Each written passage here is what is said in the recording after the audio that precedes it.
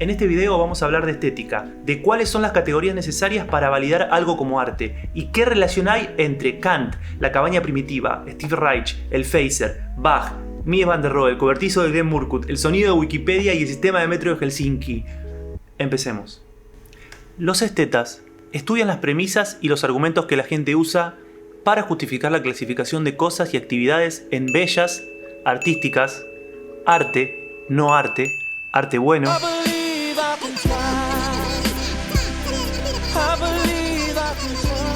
arte malo, etc.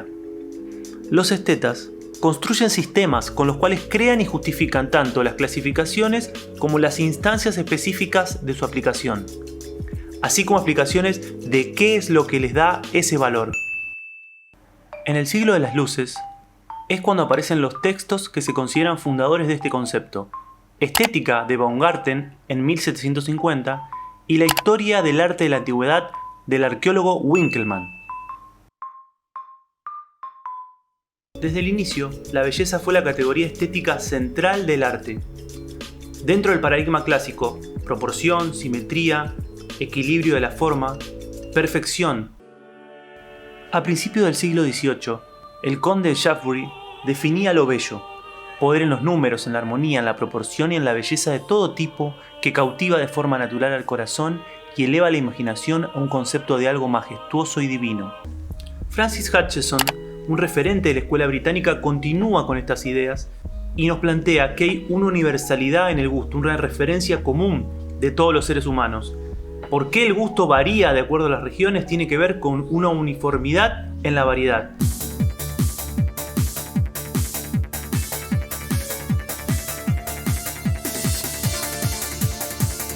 Pero ahora, a partir del siglo XVIII, también empiezan a aparecer otras categorías. Joseph Addison nos plantea que puede haber otra manera para encuadrar a las obras dentro del arte.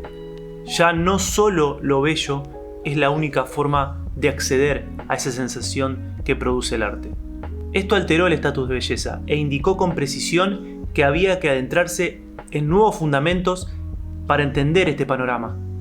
En 1712, Addison publica en The Spectator una serie de tratados titulados Los placeres de la imaginación. Allí concebió una relación entre el asombro y lo sublime, el placer y la pena, unidos a la facultad imaginativa del hombre. Algo que va a ser de gran influencia en las consideraciones del empirismo inglés y de Edmund Burke. Exactamente en la mitad del siglo XVIII muere Johann Sebastian Bach, marcando ese año como el fin del barroco y el inicio del clasicismo en música.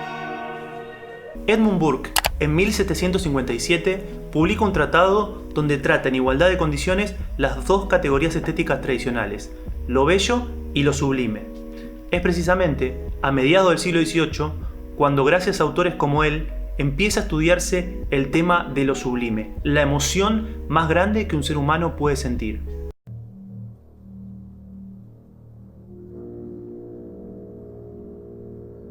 El asombro empírico es, pues, en Burke, la principal fuente estética de lo sublime.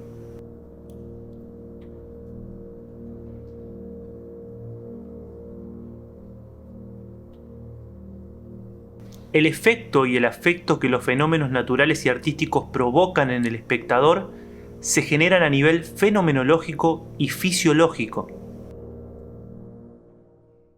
En 1764, Immanuel Kant publica observaciones acerca del sentimiento de lo bello y lo sublime.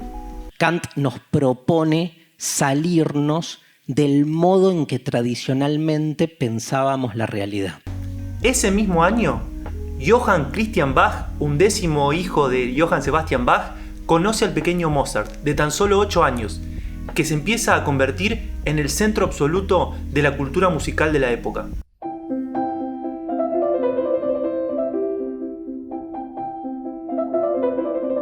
Pero volvamos al problema central de este video, el problema de la estética. ¿Qué es bello? ¿Qué es sublime? ¿Qué puede considerarse como arte? Para responder esto tenemos que avanzar bastante en el tiempo.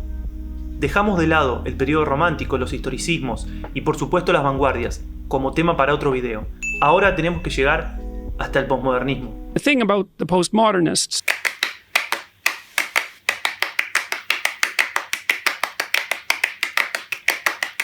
Definir el posmodernismo es de por sí muy complejo y muy difícil de encuadrar.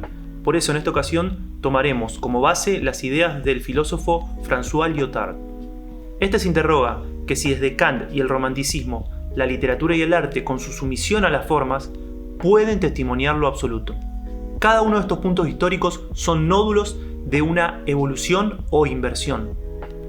¿Y cómo llevamos esto al ejemplo con obras concretas? Primero seleccioné La cabaña de huéspedes de Glen Murcutt. Esta obra arquitectónica surge a partir de una fuerte crítica hacia el modernismo de los maestros racionalistas. Durante su formación, este arquitecto, que podríamos considerar como postmoderno, recorre puntualmente las obras de Mies van der Rohe y descubre que más allá de su pureza de formas y su aspecto estético tan pulido, su relación con el contexto y el entorno, a su entender, no es del todo apropiada. Y ahora podemos trazar una línea desde Murcutt a Mies y de Mies al romanticismo. Es reconocido el vínculo entre el arquitecto alemán Semper Gottfried y las ideas que luego tomaría Mies van der Rohe en su trayecto como maestro del modernismo. Semper Gottfried era parte del movimiento romántico y había tomado sus ideas de Vitruvio y de la cabaña primitiva de Lugier. De esta manera, esa cabaña inicial y primitiva nos puede llevar en una elipsis hasta las ideas posmodernistas de Glen Murcutt. Aquí tocamos el fondo de un sentimiento tan metafísico como histórico. ¿A qué aspira lo sublime? La obra de arte se une con el absoluto. ¿Y es acaso en estas ideas de Murcutt donde encontramos esa relación con lo sublime? La necesidad occidental de abarcar el todo, la temporalidad fugaz, el contacto estrecho con la naturaleza. Algunos de estos conceptos modernos sobre lo sublime, luego de las vanguardias, no han claudicado, pero sí han mutado, se han transformado. Ahora intentaremos ir por el mismo recorrido, pero desde la música. Empezaremos con música en el barroco tardío, pasando por música del siglo XX postmoderna hasta llegar a lo último en música generativa.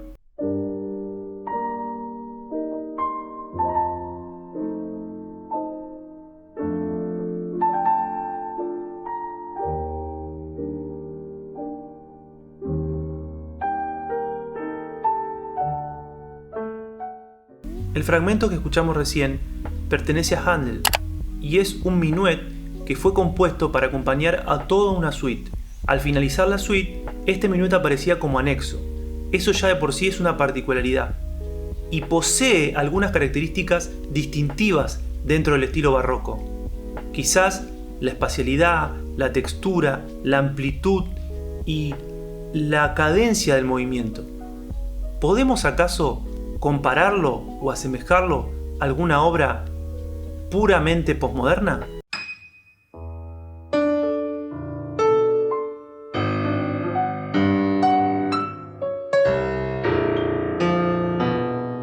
El fragmento que escuchamos recién pertenece a la obra Estructura 1 y 2 de Pierre Boulez e inaugura el denominado serialismo integral. Si bien en principio estilísticamente es muy distinta a la obra del barroco, se pueden encontrar ciertas similitudes, sobre todo en lo que hablábamos anteriormente, en la textura, en la espacialidad, en el sentimiento que genera esa forma. Cuando hablamos de posmodernismo, lo que podemos enseguida denominar es una crisis en la imagen y en la representación. En estas diferencias grandes que encontramos a primera escucha, también podemos encontrar una vinculación. En la búsqueda del discurso estilístico, para Lyotard, el sentimiento de lo sublime no es más que un pensamiento, un deseo de ilimitación. Si seguimos avanzando en el tiempo, vemos cómo todos los sistemas que construyeron los músicos del posmodernismo, esas rupturas y esas búsquedas siguieron avanzando. Ahora podemos empezar a encontrar trazos en lo que se denomina la música generativa. En este ejemplo vemos la música de Steve Reich.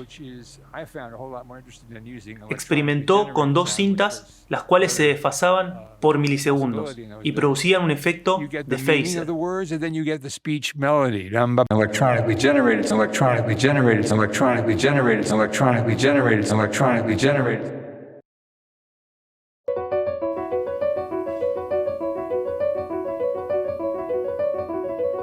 Steve Reich continuó el camino de Boulez y de los compositores contemporáneos. Produjo mucha música y muchas formas de entender estos nuevos lenguajes. Pero lo más actual y donde más se ha avanzado en este siglo, en el siglo XXI, es hacia la música generativa. La música en relación a la programación de datos y al machine learning.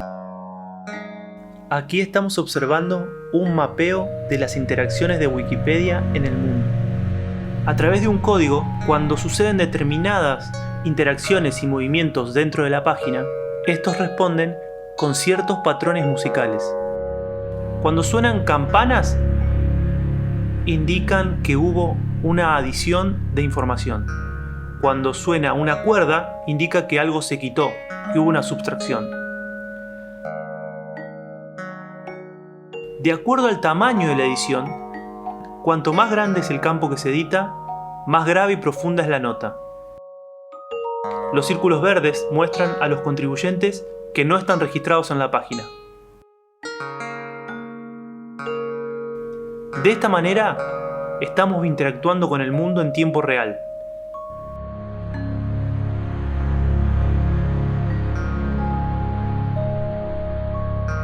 La música de Wikipedia, generada por usuarios alrededor del globo.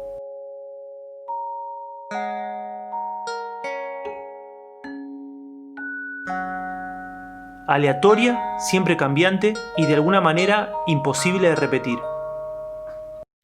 Vemos otro ejemplo del uso de la música generativa en sistemas reales, en este caso el metro de Helsinki. Cuando dos líneas se entrecruzan en determinados sectores, suena una nota dentro de una escala pentatónica.